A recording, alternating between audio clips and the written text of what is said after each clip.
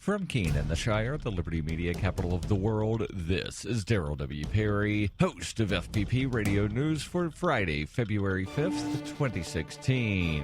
Silver is trading at $14.91 per ounce. Gold is valued at $1,160 per ounce. And according to BitcoinAverage.com, the average price of Bitcoin is $391.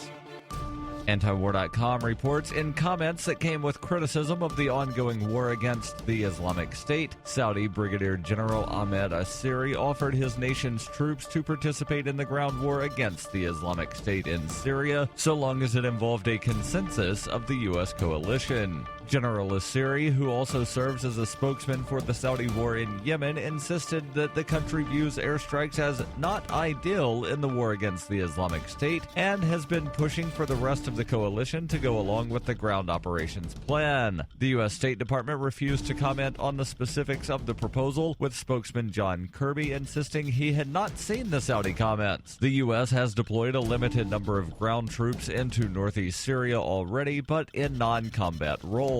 A lot of the members of the coalition are already bristling at U.S. calls for more involvement in the war in Iraq, though, which means it's probably going to be hard to sell them on the idea of committing combat troops to a full-scale ground war in Syria. For nearly 40 years, Roberts & Roberts Brokerage has been a trusted source for buying and selling precious metals like gold and silver. They also take Bitcoin for precious metal purchases and have permanently removed the minimum purchase amount for all orders paid in the digital currency. Call Roberts & Roberts today for knowledgeable advice on buying and selling precious metals and a forward-thinking approach to new technologies. 800-874-9760 or visit online at rrbi.co.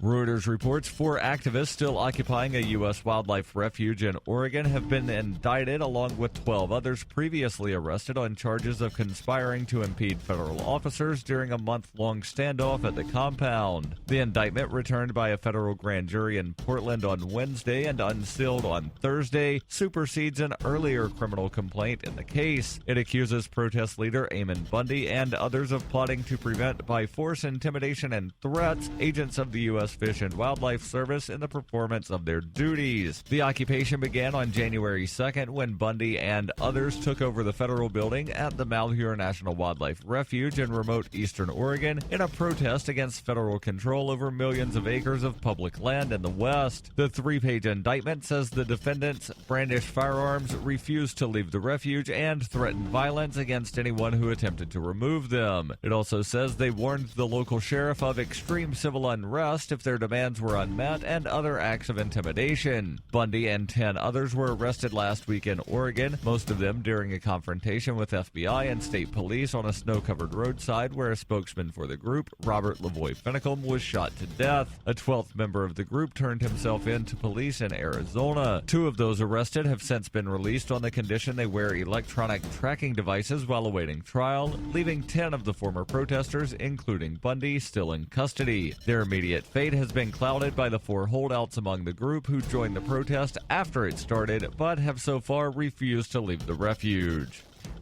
In 2115 New England, there are no borders, no states, and no regulations, yet never has a more peaceful and prosperous place existed. But Mr. Drake's security company has seen better days. Faced with the prospect of waning power, Mr. Drake intends to replace the anarchy of New England with a government. But at what cost? And can anyone stop him? Anarchy in New England by Joe Jarvis is available from Amazon.com and all major bookstores.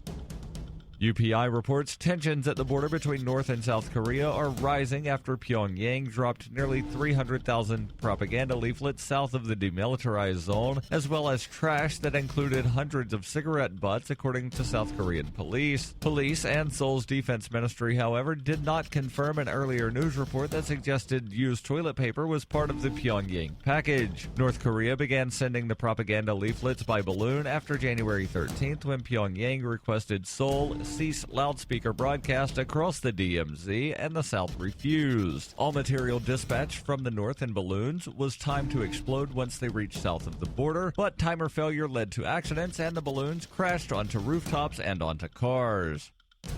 This has been FPP Radio News, online at fppradio.com.